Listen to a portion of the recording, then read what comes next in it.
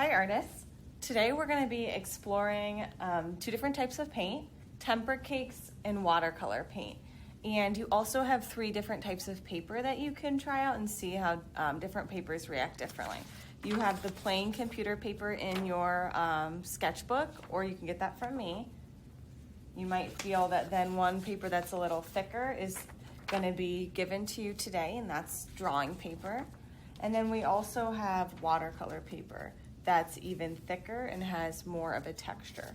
So I'm just going to use the drawing paper, but you have all of these to try and see how they work.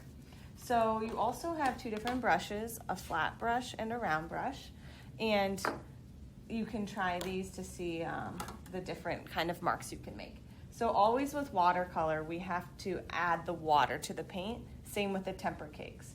This stuff can get really sticky.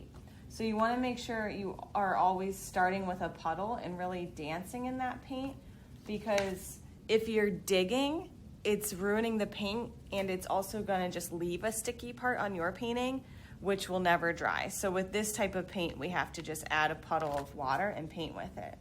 And you might try holding your brush different directions, picking it up and down, adding extra water to the paint or next to the paint, and just kind of exploring and seeing what happens.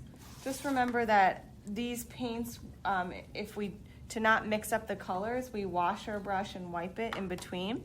So if I wanted red next, I would put a puddle in the red and get some of that red. And then I can mix them on my paper if I want to mix those two colors together.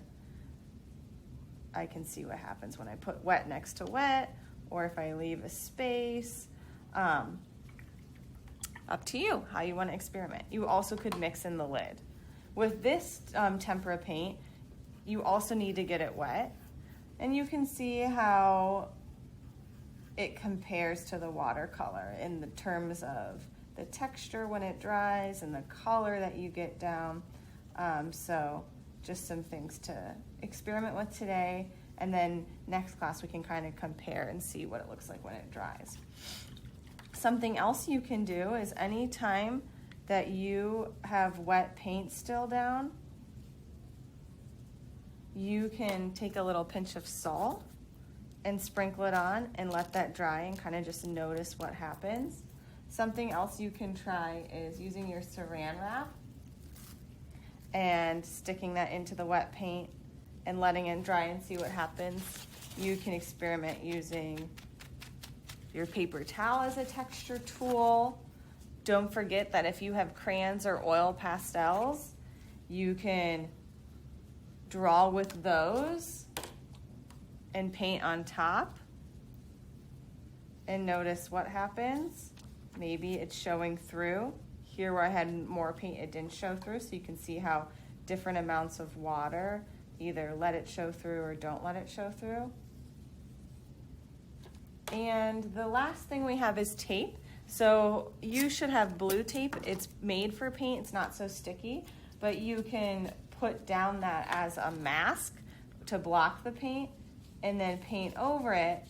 And then you could wait till next time when it's dry, or you could try today and pull it off and see how that looks. So today is all about experimenting with the watercolors, the tempera cakes, and the different tools we have, noticing what happens, and thinking about how you could use those ideas in the future. I'm gonna leave the saran wrap and salt on till next time, and we'll see it when it dries.